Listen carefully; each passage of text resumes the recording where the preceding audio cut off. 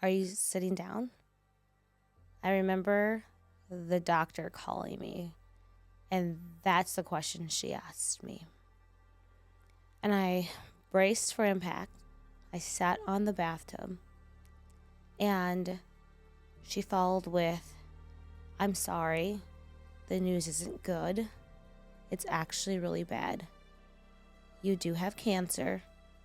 It's aggressive, and you're going to need the most aggressive chemo."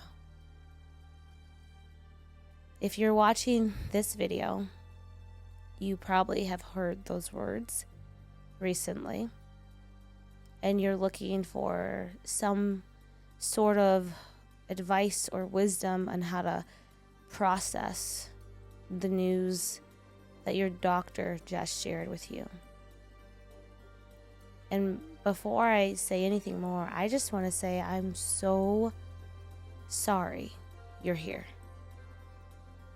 Having a cancer diagnosis truly was my worst fear for my adult lifetime.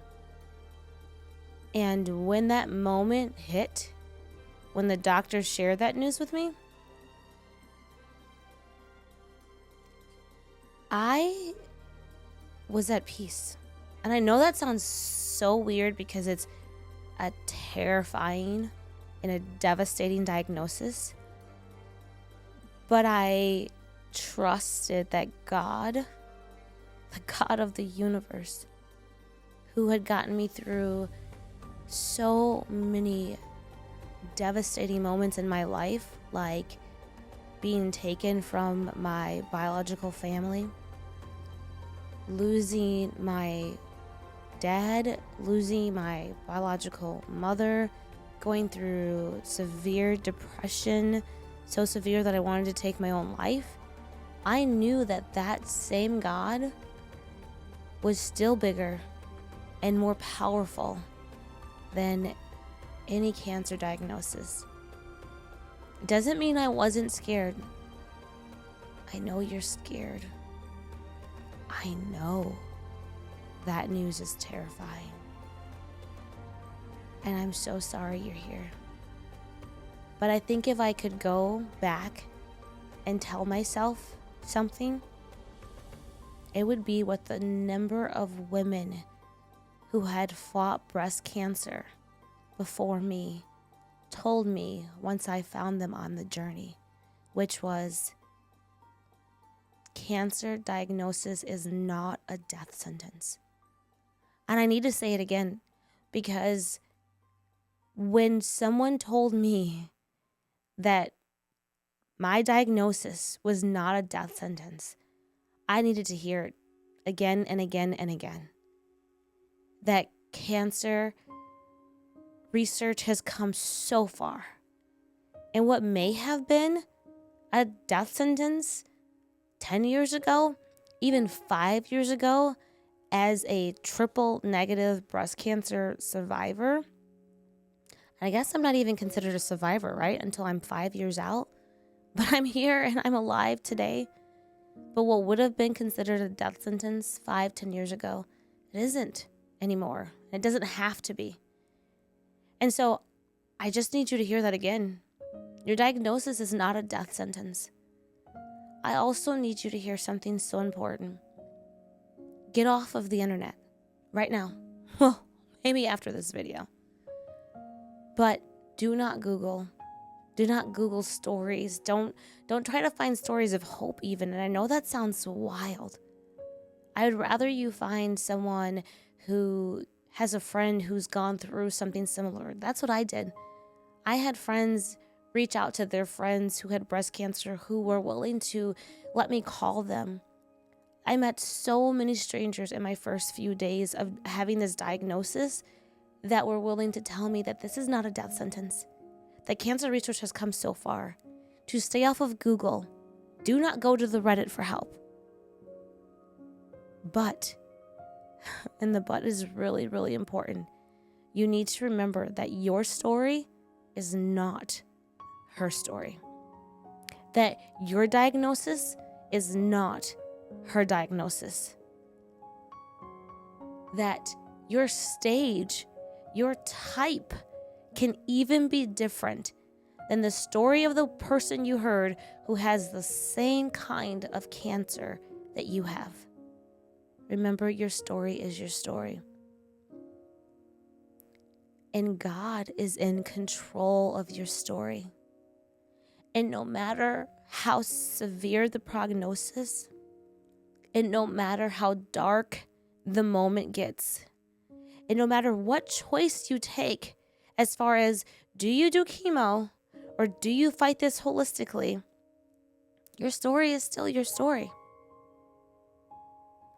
And it's also really important to know that you are not alone. There is going to be a community of people you meet who have fought cancer, who want to rally alongside of you, so that when you get tired, when you get down, when you start to despair, there are people who've gone before you who are ready to carry you until you are ready to take the walk again. And there are going to be people who have not ever had cancer, who don't fully understand what you're going through, who are heartbroken for you. They're going to show up on your doorstep. They're going to send you flowers. They're going to mail you cards. They're going to give you money. They're going to show up with groceries, with meals, who want to love you, who want to help you, who want to help you to know that you never have to walk this alone. And I want to tell you to accept the help. Whatever help anyone's ever willing to give to you, just say yes. When someone says, I want to come clean your house, yes. They don't care what your house looks like. Do not be ashamed or embarrassed to let them in. They want to help you clean it up. They want to be there to wash your laundry, to play with your child when you're too sick to get out of bed. Whatever you need, say yes. And if you don't know what you need, reach out to me. Reach out to someone who's gone through it. Say, I don't even know what to ask for. People want to help me. I don't know. I can give you ideas because I saw 100 ways that you can love someone through this journey because of how my tribe rallied around me to love me. God loves you. He hates this for you. Cancer was never part of his plan, and he is weeping for you. And I know there's some people who want to say, well, if God is so loving, how could such a good God allow something so evil and so awful to happen, especially to someone so good? And I remember someone I love saying, you know, you want me to believe in God. You invited me to church, and I've tried to give this God of yours a try. But you're such a good person that if that good God could allow something so evil to happen to someone so good, I don't want to believe in that kind of a God. And I understand if that's how you're feeling right now. And if you're feeling that way, I'm sorry, because I understand how scary this is. But I believe that God is so big and he's so loving and that he never wanted this to happen. And I know that he could stop it. I know that he could take it away. And honestly, I didn't have an answer for why God allowed cancer to enter my life. But what I do know is that it didn't change his love for me. And I believe that God was trying to move on my behalf to tell me how cancer entered my body. Like, God is the one who told me that this tumor I had was growing in my body. And that's a story that I'll have to tell some other time. But God gave me the amazing doctors. God gave me the amazing team, the amazing support, the most amazing community to help me fight. And so look for God. Look for God. Look for how he's going to show up for you. Look for how he's going to work to heal you. And my prayer is that you get to see healing in the land of the living. And my prayer is that you're going to be okay. And my prayer is that you never feel alone. And my prayer is that even in the day when you're so sick, when maybe you're throwing up, or when your hair is falling out, or when you're too sick to play with your child, or your energy is low, or you can't eat, that you wouldn't get angry at God. And if you do, it's okay. He can handle that. He can weather your anger. He can handle your questions. But my prayer is that when those hard moments come, or when the darkness starts to descend, do not lose hope, because there is a God who is fighting and moving on your behalf. He loves you so much, and his heart is literally breaking and weeping for yours. He is catching your tears in jars. He knows you by name, and he's gonna save you. And my prayer is that you get to see that on this side of heaven. And I'm here. I don't know. I don't know. I don't understand cancer. I know that the world is fallen and broken. And I know that there's so many environmental factors, and then there's some genetics, and there's all of these things, but this is not your fault. You did not cause this. Please hear this. It wasn't something you ate. It wasn't something you did. Like, cancer is not your fault. It's not your fault.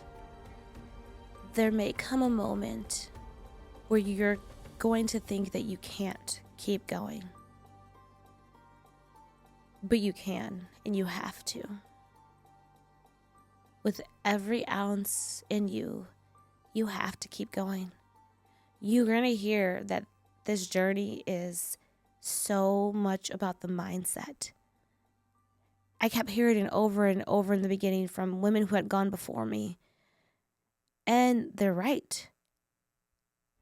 Don't ever for a second tell yourself that you can't keep going. Don't let your brain tell itself that it has to give up because you're too tired. You're gonna get tired. You're gonna get so tired.